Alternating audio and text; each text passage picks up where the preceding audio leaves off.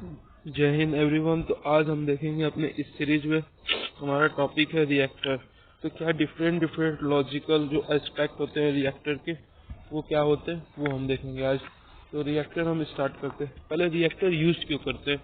Reactor हम जो use करते हैं, आपको जो फॉल्ट करंट होता है लिमिट करने के लिए, जो फॉल्ट करंट हमारा होता है उसको हम लिमिट करते हैं अपने पावर सिस्टम में। इसको हम बोलते हैं करंट लिमिटिंग रिएक्टर भी इसीलिए बोलते हैं। रिएक्टर हमारा क्यों यूज होता है, वो लिमिट करता है हमारा जो फॉल्ट करंट होता है उसको हमको ये लिमिट कर देता है पावर सिस्टम में। इसलिए हम इसको बोलते हैं करंट लिमिटिंग रिएक्टर। और इसके डिफरेंट डिफरेंट टाइप्स है। पहला क्या हमारा है, जनरेटर रिएक्टर। जनरेटर रिएक्टर में क्या होता है हमारा, जो हम जनरेटर रिएक्टर में हमारा जो सीरीज के साथ जुड़ा हो जनरेटर के साथ। तो इसमें क्या है, when reactor are inserted between generator and generator bus. जब रिएक्टर इंसर्ट किया जाएगा किसके बीच में, जनरेटर और जनरेटर बस के बीच में, उसे हम बोलेंगे क्या, जनरेटर रिएक्टर। उसे हम बोलेंगे जनरेटर रिएक्टर। अभी फिगर में देखते हैं। देखिए यहाँ पे क्या है, हमारा जनरेटर बस है और यहाँ हमारा जनरेटर है, उसके बीच में हमारा रिएक्टर लगा है, इसलिए हम इसे बोलेंगे जनरेटर रिएक्टर। इसके एडवांटेज क्या है, ये रिड्यूस करता है फॉल्ट करंट को प्रोटेक्ट करने के लिए जनरेटर को, कि फॉल्ट करंट को वो रिड्यूस कर देगा। इसलिए उसके क्या होगा कि आपका जो फॉल्ट करंट रिड्यूस होगा तो हमारा क्या डिवाइस रहेगा, वो प्रोटेक्ट रहेगा। तो इसीलिए हम ये जो हमारा जनरेटर रिएक्टर होता है, हम जनरेटर और जनरेटर बस के बीच में लगाते हैं। इसका जो modern generation are design to have sufficient large reactors protect them even in dead short circuit at terminal. और जी हमारा मॉडर्न जनरेटर है, आजकल के जो जनरेटर है वो इतना सक्षम है यूज करने में कि आपका कितना भी सफिशिएंट बहुत ज्यादा अगर लार्ज रिएक्टेंस भी रहा तब पर भी वो क्या करेगा, प्रोटेक्ट कर लेगा। इवन आपका जब सर्किट आपका डेड भी होने की कगार पे रहेगा टर्मिनल पे, तो भी आपका ये प्रोटेक्ट कर लेगा। तो जनरेटर बस हमने क्या देखा, जनरेटर बस में हमने देखा कि हमको अगर रिएक्टर जनरेटर और जनरेटर बस के बीच में लगा दे तो हमारा वो फॉल्ट करंट को लिमिट कर देगा, नहीं जाने देगा।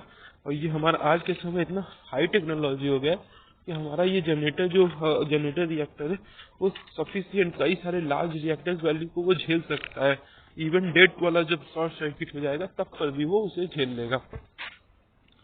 इसका एग्जाम हमने देख ही लिया एडवांटेज। अब द सेकंड आता है feeder reactor. Feeder reactor series with feeder. देखिए इसमें फीडर क्या है, when reactor are connected in series with feeder. अब देखिए जब हमारा जो रिएक्टर है वो कैसे कनेक्ट होगा, जब हमारा फीडर के जो हमारा सीरीज फीडर के साथ सीरीज में कनेक्ट होगा। अब आप देखिए कहाँ, देखिए ये तो जनरेटर हमारा था, जनरेटर बस था।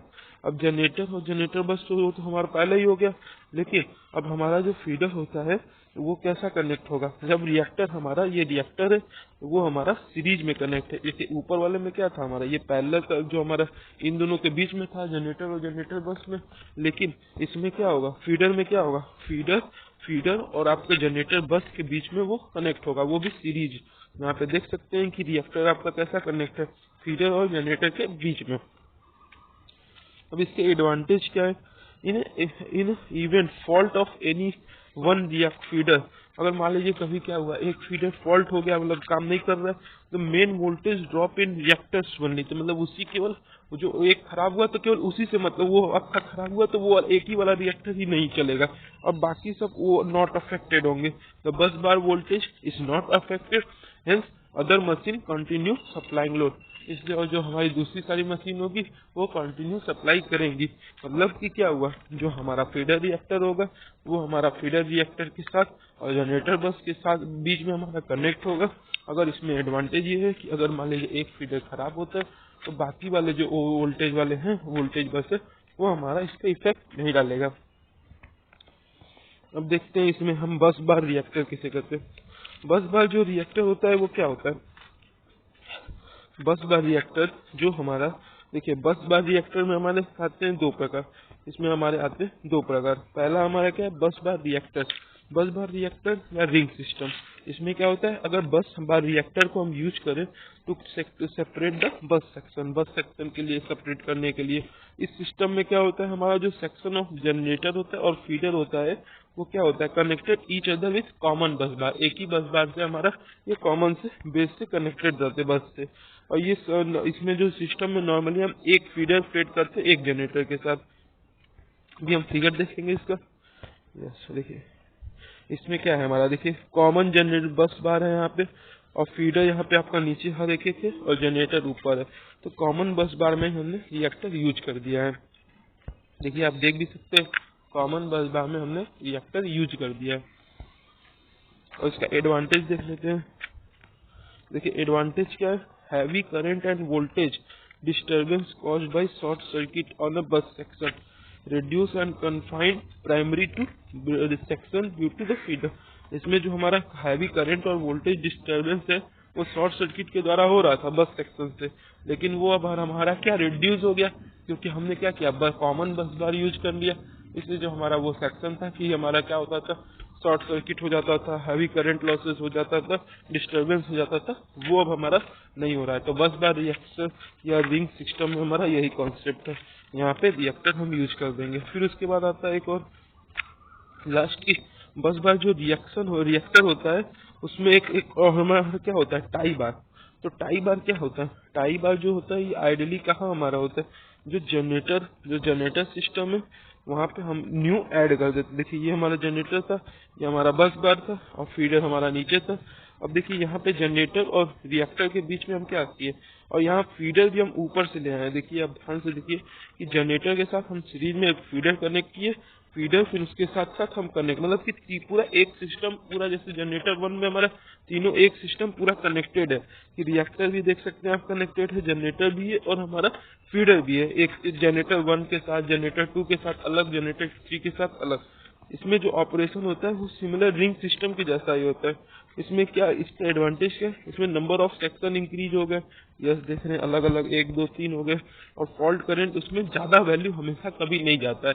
The fault current will not exceed certain value which is fix the size of individual reactor, और रिएक्टर का हमारा साइज इसमें फिक्स रहता है। तो हमने क्या क्या देखा बताइए, पहले हमने रिएक्टर का डिफिनीशन देखा, फिर रिएक्टर में हमारे कितने प्रकार थे, रिएक्टर का डिफिनीशन था कि वो फॉल्ट करंट को लिमिट कर देता है।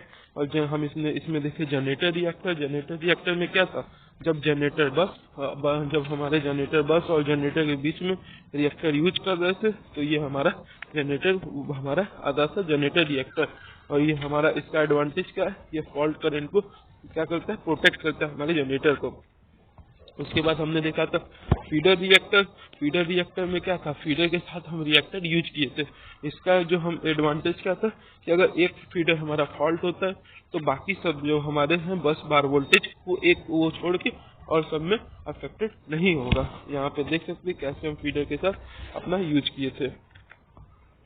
फिर उसके बाद आता है बस बार रिएक्टर में हमने 2 टाइप देखा था, एक हमारा रिंग सिस्टम, एक हमारा टायर सिस्टम। रिंग सिस्टम में हमारा क्या था कि जो बस बार रिएक्टर था वो हम उसको टाई कर दिए थे किसके साथ, जो हमारा कॉमन बस बार था उसी के साथ हम इसको टाई कर दिए थे। जैसे यहाँ देख सकते हैं कॉमन बस बार के साथ हम इसको टाई कर दिए थे।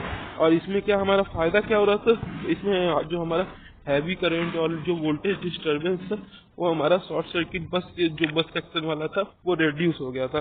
फिर उसके बाद हमने लास्ट देखा कौन सा, बस बार रिएक्टर, जो कि टाई बार सिस्टम बोलते हैं।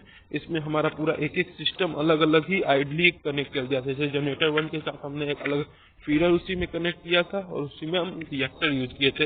इसका एडवांटेज क्या है कि इसमें जो हमारा नंबर ऑफ सेक्शन इंक्रीज हो जाते हैं, तो उससे फॉल्ट करंट जो हमारा होता है एक सर्टेन वैल्यू के साथ बाद वो एक्सेप्ट नहीं कर पाता है। तो ये हमारा रहा रिएक्टर का पार्ट।